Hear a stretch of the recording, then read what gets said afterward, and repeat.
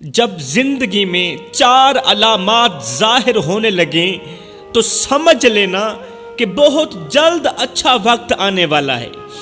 جوانوں، آج میں تمہیں 4 ایسی علامات بتاتا ہوں جن کے ظاہر ہونے سے تم یقین کر لینا کہ تمہاری زندگی میں سے جلد پریشانیاں جڑ سے ختم ہونے والی۔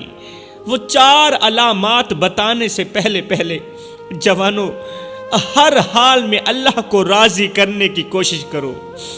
ہر حال میں اللہ کو راضی کرنے کی کوشش کرنا۔ اگر اللہ ناراض ہو گیا تو دنیا کی کوئی چیز ہمیں فائدہ نہیں پہنچا سکتی، نہ مال، نہ عزت، نہ شہرت۔ اصل کامیابی تو یہی ہے کہ ہم ہر حال میں اللہ کو راضی کریں، اور اللہ کی رضا کا راستہ یہ ہے کہ ہم اپنے گناہوں پر نادم ہوں، ہم اپنے گناہوں پر شرمندہ ہوں، عاجزی اختیار کریں اور سچے دل سے اللہ سے توبہ کریں۔ جوانوں، توبہ وہ درخت ہے جو ہمارے گناہوں کی جڑیں کاٹ دیتا ہے اور اللہ کی رحمت کے دروازے کھول دیتا ہے۔ اللہ کا قرآن فرماتا ہے، بے شک اللہ توبہ کرنے والوں کو پسند فرماتا ہے، اللہ توبہ کرنے والوں کو اپنا محبوب بنا لیتا ہے۔ ہمیں چاہیے کہ ہم اپنی زندگی کا جائزہ لیں۔ اگر کوئی خطا ہوئی ہے تو فوراً اپنے رب کے حضور جھک جائیں۔ ایک شخص تھا جو اپنی زندگی گناہوں میں گزار رہا تھا، اپنی زندگی اللہ کی نافرمانی میں گزار رہا تھا۔ ایک دن کسی بزرگ کی بات سن کر دل میں ایک عجیب سی کیفیت محسوس کرنے لگا، خود پر شرمندگی محسوس کرنے لگا۔ اب اس نے فیصلہ کر لیا کہ وہ اپنی زندگی بدل دینے کے لیے بھرپور کوشش کرے گا، زندگی بدلنے کے لیے، اپنی زندگی میں انقلاب لانے کے لیے بھرپور کوشش کرے گا۔ قبلہ وہ جنگل کی طرف نکلا تاکہ تنہائی میں بیٹھ کے اپنے رب سے باتیں کر سکے، تنہائی میں بیٹھ کے اللہ کے حضور توبہ کر سکے۔ راستے میں ایک خشک درخت نظر آیا۔ اس کے دل میں آیا کہ کیوں نہ میں اس درخت کے نیچے بیٹھ کر رو رو کے توبہ کر لیتا ہوں، رو رو کے اللہ کو راضی کر لیتا ہوں۔ اب یہ گنہگار شخص درخت کے نیچے بیٹھ کر رو رو کے توبہ کرنے لگا، اللہ مجھے معاف کر دے۔ وہ درخت کے نیچے بیٹھا اور ہاتھ اٹھا کر دعا مانگنے لگا۔ اس کے دل میں ندامت، شرمندگی اور آنکھوں میں آنسو تھے۔ اس نے رو کر کہا، اللہ، میں نے اپنی زندگی تیرے حکم کے خلاف گزاری، تیری نافرمانی کی، لیکن میرے مالک، میرا تیرے سوا کوئی نہیں۔ اللہ، میں تیری رحمت کا طلبگار ہوں۔ اگر تو مجھے معاف نہیں کرے گا تو میں کہاں ٹھکانہ بناؤں گا، میں کہاں جاؤں گا، تیری زمین سے نکل کر کہاں جاؤں گا؟ میرے مالک، مجھے معاف کر دے۔ یہ کہتے ہی اس نے زمین پر ایک سجدہ کیا۔ اچانک اس نے محسوس کیا کہ درخت کی جڑیں ہلنے لگی ہیں۔ جس درخت کے نیچے بیٹھ کر یہ شخص اللہ کو راضی کر رہا تھا، توبہ کر رہا تھا، اس نے دیکھا کہ اس درخت کی جڑیں ہلنے لگی ہیں اور وہ درخت اس کے ساتھ جھکنے لگا ہے۔ ادھر سے یہ گنہگار نماز پڑھ رہا ہے۔ گنہگار جیسے ہی سجدے میں گیا تو اس نے محسوس کیا کہ درخت بھی ویسے ہی میرے ساتھ سجدے میں جا رہا ہے۔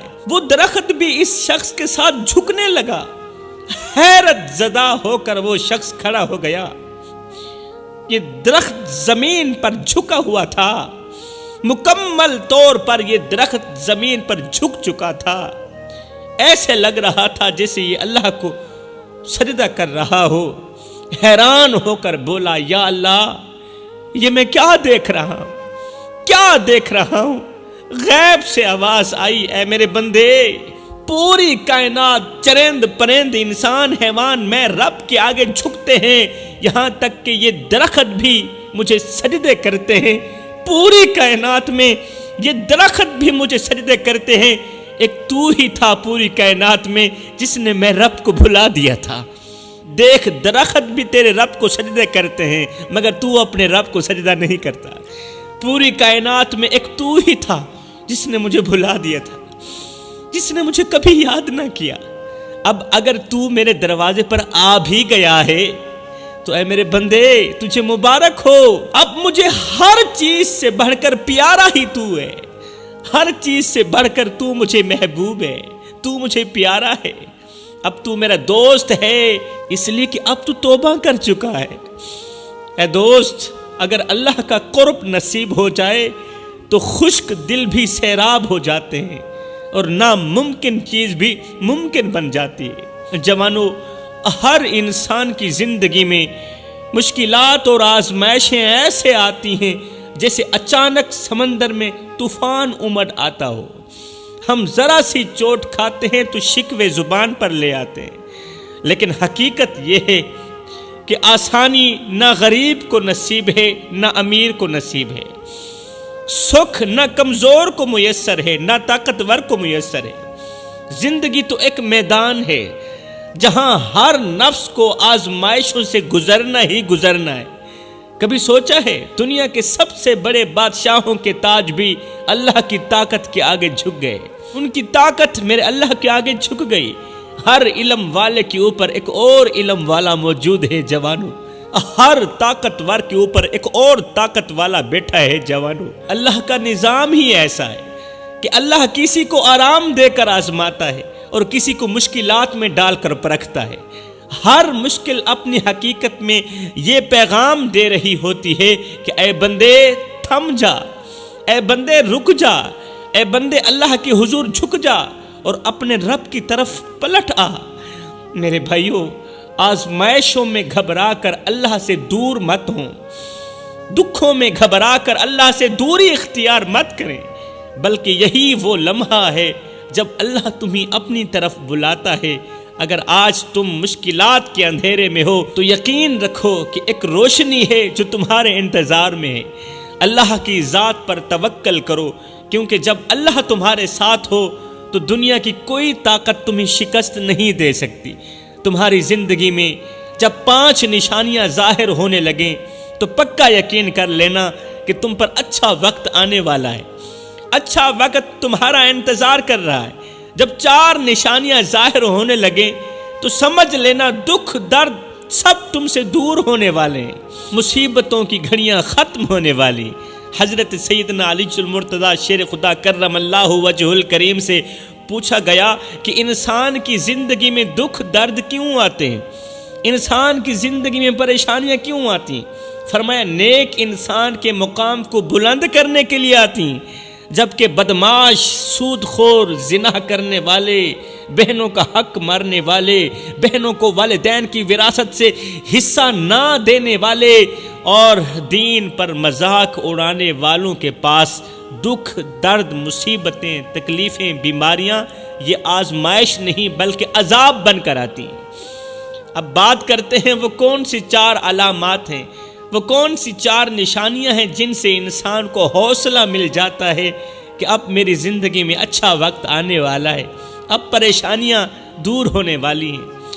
فرمایا نمبر 1، پہلی نشانی، جب دل عبادت میں سکون پانے لگے، جب قلب عبادت میں سکون پانے لگے اور گناہوں کی تاریکی سے نفرت محسوس ہونے لگے، جب جھوٹ، فریب، دھوکہ، مکاری جیسے برے اعمال کانٹوں کی طرح چبھنے لگیں، تو یہ اس بات کی پہلی نشانی ہے کہ تمہارے دل میں ایمان کی روشنی جاگ اٹھی ہے۔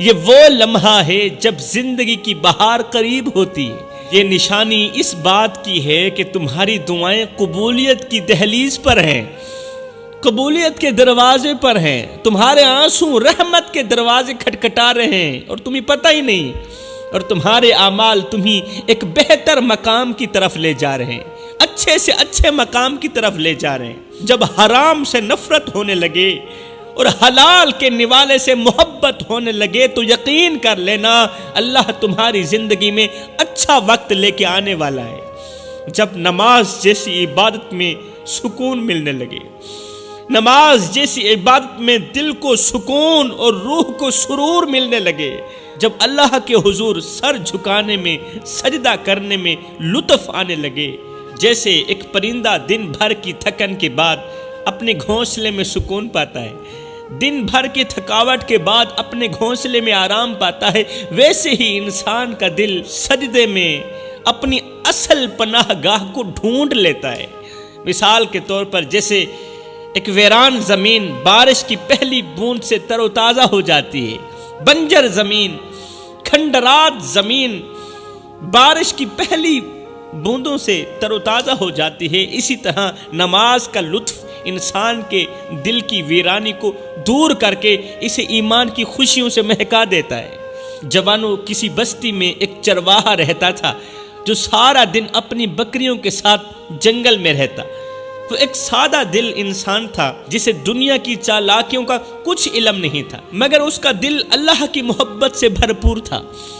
اس کا معمول تھا کہ ہر روز دوپہر کے وقت وہ اپنی بکریاں ایک درخت کے نیچے بٹھا کر اللہ کے حضور جھکتا، نماز پڑھتا اور اللہ سے بڑی معصومیت کے ساتھ دعا کرتا، اللہ سے میٹھی میٹھی باتیں کرتا۔ ایک دن ایک عالم دین اس چرواہے کے قریب سے گزرے۔ چرواہے کی دعا سن کر وہ حیران ہو گئے۔ عالم دین حیران ہو گئے کہ چرواہا اللہ سے یوں باتیں کر رہا تھا، یا اللہ تو اتنا بڑا ہے کہ آسمانوں میں بھی تو ہے اور زمین میں بھی تو ہے، شرق میں بھی تو ہے، غرب میں بھی تو ہے۔ تو میری بکریوں کی طرح مجھے بھی چرا لے اور تو مجھے اپنے جنت کے چراگاہ میں لے جا، میں تیری جنت کی بکریاں چراتا رہوں گا۔ اللہ تو مجھے اپنی جنت میں بلا لینا، میں چرواہا ہوں، اچھے طریقے سے بکریوں کو سنبھال لیتا ہوں، بکریوں کو پانی بھی پلاتا ہوں، صفائی ستھرائی بھی رکھتا ہوں۔ اللہ میں جنت میں تیری عبادت بھی کروں گا اور تیریاں بکریاں چراتا رہوں گا۔ اور ہاں میرے مالک، جب میں بھٹک جاؤں تو مجھے تھام ضرور لینا، مجھے پکڑ لینا تاکہ میں کبھی تجھ سے دور نہ ہو جاؤں، بس اتنی عرضی کرتا ہوں۔ عالم دین نے جب اس کی اس طرح کی باتیں سنی تو اس نے فوراً اسے ٹوکا، کہا ارے نادان، تو اللہ سے اس طرح کی باتیں کر رہا ہے، اللہ کے مقام کا تو کچھ خیال کر۔ جیسے ہی عالم دین نے ڈانٹا، چرواہے نے شرمندگی سے اپنا سر جھکا لیا، اس کی دعا ادھوری کی ادھوری رہ گئی، اور آئندہ کے لیے ایسی دعا نہ مانگنے کا چرواہے نے وعدہ کر لیا۔ عالم دین اپنے گھر کو چلے گئے۔ اسی رات عالم دین نے خواب کی دنیا میں کیا دیکھا کہ فرشتے عرش کے قریب ایک آواز سن رہے ہیں، عرش کے قریب فرشتے اللہ کی آواز سن رہے ہیں۔ اللہ فرما رہا ہے، فرشتو میرے اس بندے کا کیا حال ہے جس کی معصوم دعا آج روک دی گئی، جس کی معصوم دعا ادھوری رہ گئی۔ دنیا میں تو اس کی دعا ادھوری رہ گئی، مگر سنو، اس کی دعا کے الفاظ میرے عرش تک پہنچے تھے، روکنے کے باوجود بھی اس کی دعا میرے عرش تک پہنچی تھی۔ بتاؤ اس بندے کا کیا حال ہے؟ اس میرے چرواہے کی سچائی نے زمین و آسمان کو ہلا دیا ہے۔ ایک دم عالم دین کی آنکھ کھلی، عالم دین گھبرا کر جاگے اور فوراً چرواہے کو تلاش کرنے کے لیے نکلے۔ صبح کے وقت جب عالم دین چرواہے کو ملے تو وہ شخص درخت کے نیچے سو رہا تھا۔ وہ جو چرواہا تھا درخت کے نیچے سو رہا تھا، دیکھ کر حیران رہ گئے، زاروں قطار رونے لگے اور خود پر شرمندہ ہونے لگے۔ عالم دین نے دیکھا کہ اس کے ارد گرد بکریاں نہیں بلکہ سفید روشنی میں فرشتے اس کا پہرا دے رہے ہیں۔ اس کے ارد گرد بکریاں نہیں بیٹھی بلکہ سفید روشنی میں فرشتے اس کا پہرا دے رہے ہیں۔ لیکن یہ عالم دین نہیں جانتا تھا کہ اس ان پڑھ سے چرواہے کی وہ میٹھی میٹھی باتیں میرے اللہ کو کتنی اچھی لگ رہی تھی۔ ان باتوں نے تو خدا کا عرش ہلا دیا تھا، ان باتوں نے تو فرشتوں کو حیران اور پریشان کر دیا تھا۔ فرمایا دوسری نشانی، جب اللہ کے ہر فیصلے پر راضی رہنے لگو تو سمجھ لینا تمہاری زندگی میں اچھا وقت آنے والا ہے، چاہے اللہ تمہیں بڑے سے بڑے غم میں کیوں نہ ڈال دے۔ جس طرح کربلا کی سرزمین پر امام علی مقام امام حسین نے اللہ کی طرف سے آنے والی ہر مشکل گھڑی کو، ہر مشکل فیصلے کو دل و جان سے قبول کیا، اسی طرح امام حسین سے محبت کرنے والے کو بھی چاہیے کہ وہ اللہ کے ہر فیصلے کو دل و جان سے قبول کرے، اور یہی اس کے لیے اچھا وقت لے کے آنے کا ذریعہ بنے گا۔ ایک بزرگ دریا کے کنارے بیٹھے اللہ کی یاد میں مصروف تھے۔ اچانک ان کی نظر ایک چھوٹے پانی کے قطرے پر پڑی۔ دریا کے کنارے بیٹھے تھے، اللہ کی یاد میں مصروف تھے۔ اچانک اس بزرگ کی نظر ایک چھوٹے سے پانی کے قطرے پر پڑی جو ایک پتھر کے کنارے سے لٹک رہا تھا۔ پانی کا قطرہ ہے، پتھر کے کنارے سے لٹک رہا ہے، قریب تھا کہ وہ قطرہ زمین پر گر جاتا۔ بزرگ نے اس قطرے کو دیکھ کر مسکرا کر کہا، اے قطرے، تیری قسمت میں کیا لکھا ہے؟ پتہ نہیں کیا لکھا ہے، تیری قسمت میں کیا لکھا ہے؟ تو زمین پر گر کر خاک میں ملے گا یا دریا کا حصہ بن کر بہہ جائے گا، یا تو زمین پر گر کر خاک میں مل جائے گا یا دریا کا حصہ بن کر بہہ جائے گا۔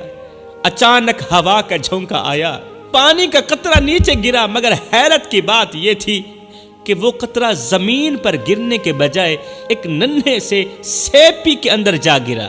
یہ سیپی سمندری جانور ہے جس کے اندر قیمتی موتی بنتے ہیں۔ بزرگ یہ منظر دیکھ کر خاموش ہو گئے۔ کئی سال گزر گئے۔ ایک دن وہی بزرگ ایک بازار سے گزر رہے تھے۔ ایک تاجر نے اس بزرگ کو روکا اور کہا، حضور ذرا یہ موتی دیکھیں، اس جیسا نایاب موتی آج تک کسی نے نہیں دیکھا۔ بزرگ نے موتی ہاتھ میں لیا، جیسے ہی موتی کو دیکھا تو فوراً ہی پہچان گئے، ارے یہ تو وہی پانی کا قطرہ تھا جو برسوں پہلے دریا کے کنارے گرا تھا۔ یہ تو وہی پانی کا قطرہ تھا جو برسوں پہلے دریا کے کنارے گرا تھا اور سیپی کے منہ کے اندر گیا تھا، اور وہ ایک ہیرے کی شکل اختیار کر گیا، ایک موتی کی شکل اختیار کر گیا۔ بزرگ کی آنکھوں سے آنسو بہنے لگے۔ عین اسی لمحے غیب سے آواز آئی، کسی کہنے والے نے کہا، اے میرے بندے، میں تو وہ رب ہوں جو قطرے کو بھی ضائع نہیں جانے دیتا، اور میں قطرے کو ضائع نہیں جانے دیتا، تو پھر تو یہ کیسے سوچتا ہے کہ تیرے آنسو اور تیری دعائیں ضائع ہو جائیں گی؟ تو یہ کیسے سوچ بیٹھا ہے کہ تیرے آنسو ضائع ہو جائیں گے؟ یہ کیسے ہو سکتا ہے؟ میں رب ہر چیز کا حساب رکھتا ہوں اور جسے چاہوں مٹی سے موتی بنا دیتا ہوں۔ زندگی میں اچھا وقت لانے کی چوتھی نشانی یہ ہے کہ جب تم اپنے والدین کے دکھوں کو اپنے دکھ سمجھنے لگو، والدین کی بیماری کو اپنی بیماری تصور کر کے اس کا علاج کرنے لگو، جب تمہارے دل میں یہ احساس آ جائے کہ ان کی خوشی اور سکون میں ہی تمہاری خوشی ہے، اور تم ان کے لیے ہر ممکن کوشش کر کے ان کی تکلیفوں کو کم کرنا چاہتے ہو، تو یہ ایک اشارہ ہے کہ تمہاری زندگی میں اللہ کی رحمت اور اچھا وقت آنے والا ہے۔ کیونکہ اللہ اپنے بندوں کو تبھی اپنے قریب کرتا ہے جب وہ اپنے والدین کے ساتھ حسن سلوک اور محبت سے پیش آتے ہیں، پیار سے پیش آتے ہیں۔